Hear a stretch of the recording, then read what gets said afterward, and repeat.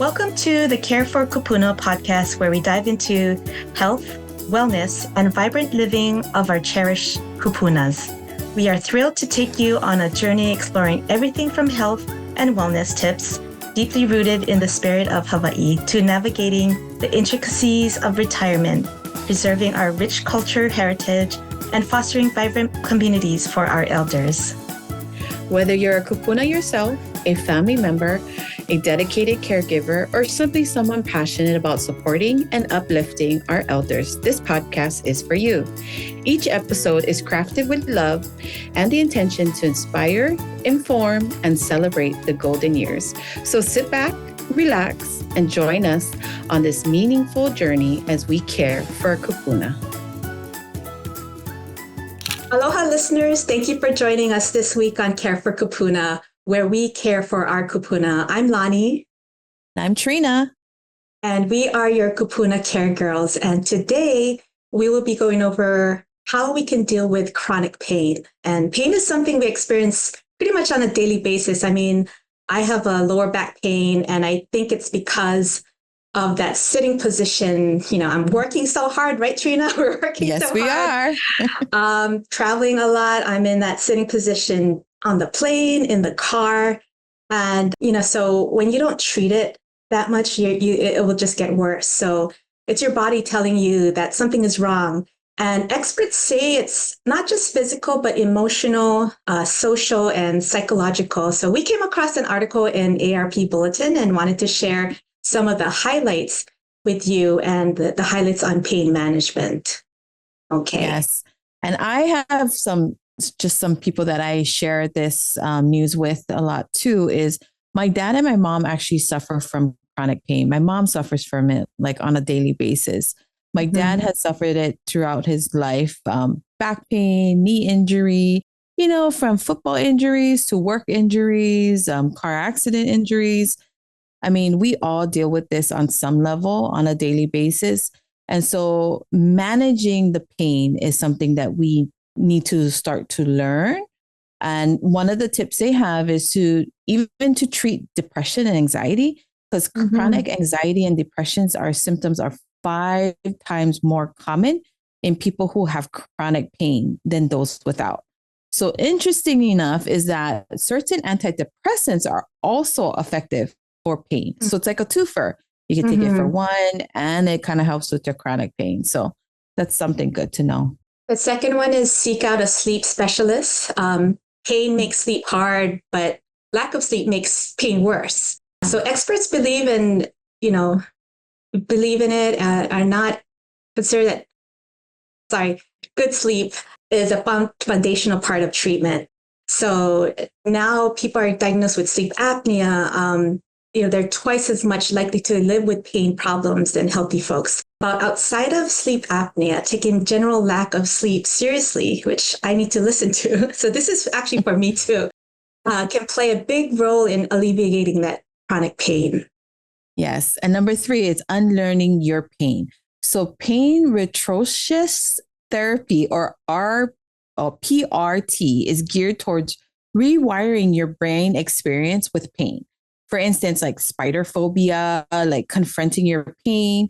It's generally not helpful to push through and ignore the pain, although this therapy acknowledges that the pain is real, but it helps you develop a new understanding that this is okay, this is a pain, like I can tolerate, like it's not a life or death type of pain, like I can get through this hurdle, which can turn down the dial of your pain and also help you move forward with less fear or less pain for that instance, you know? Number 4 is commit to physical therapy, or PT. PT, like exercise, movement, heat, and cold treatments to address pain. It strengthens the muscles and ligaments and your joints. And so it helps with, to move better. And, this is so close to because I saw a physical therapist before with my shoulder. I had they call it a frozen shoulder. So, I go on a weekly basis, but they keep on reminding me, it doesn't help if you're coming here once a week, but you don't do the things your exercises at home. And I was really bad about that, but I noticed that the weeks that I was really good, doing that every night was when I felt the best. So it only helps if you're doing the exercises at home too. So physical therapy is another way to manage your chronic pain. And number 5 is scramble your pain. TENS, TENS, is a device. It's a budget-friendly device you can pretty much buy over the counter on Amazon. And it interrupts the nerve's pulsating impulses that relay the danger signals to your brain, telling you that this is pain. But it helps folks reduce the pain, surprisingly, during and after the treatment immediately. So it's almost like, I don't know if you call it like pulsating device, like not like zapping it, but it has like this electrical wave that goes through you, and it does help soothe the pain, which is ironically true. But I've saw people who used it and it worked. Yeah. Yeah, I know. I bought something from Amazon, so you guys can check it out on Amazon. Another plugin. Number 6, consult an exercise specialist, or if not, someone who, who's active, will tell you.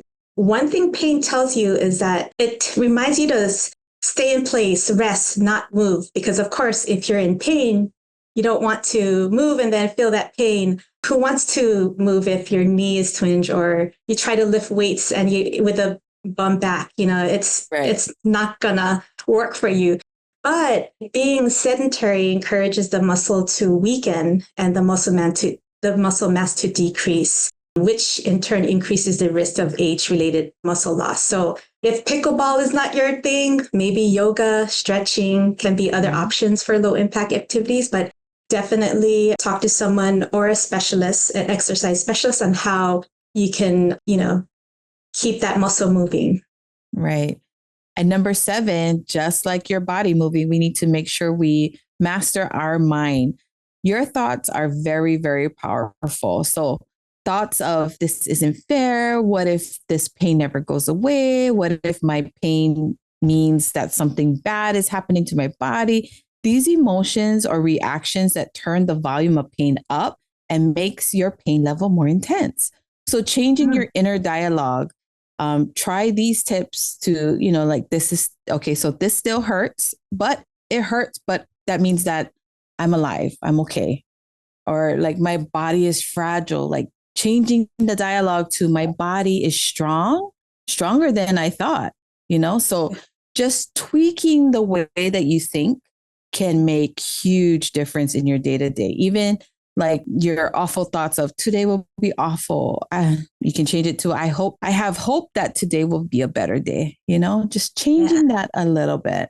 Changing your mindset, right? Exactly. Your mind is a very powerful thing. And so with that, the joke of today is the older we get, the earlier it gets late.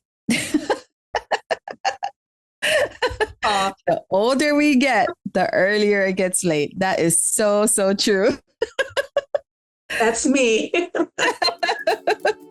Well, where aloha meets wisdom, one podcast at a time.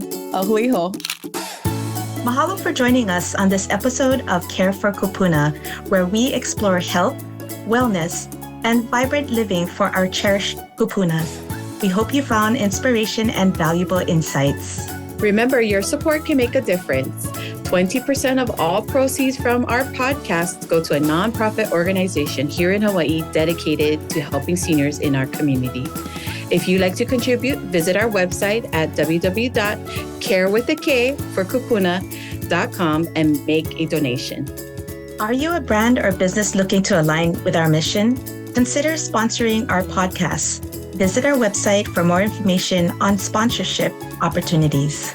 For those with stories to share, we invite you to be a guest speaker on our podcast. Head over to our website to express your interest and become part of the conversation. Last but not least, stay connected with us by subscribing to our email list and following us on social media at Care for Kūpuna with a K. Join the Care for Kūpuna community to stay updated on all things related to health, culture, and creating vibrant communities for our elders. We appreciate your time and look forward to welcoming you back on the next episode of Care for Kūpuna.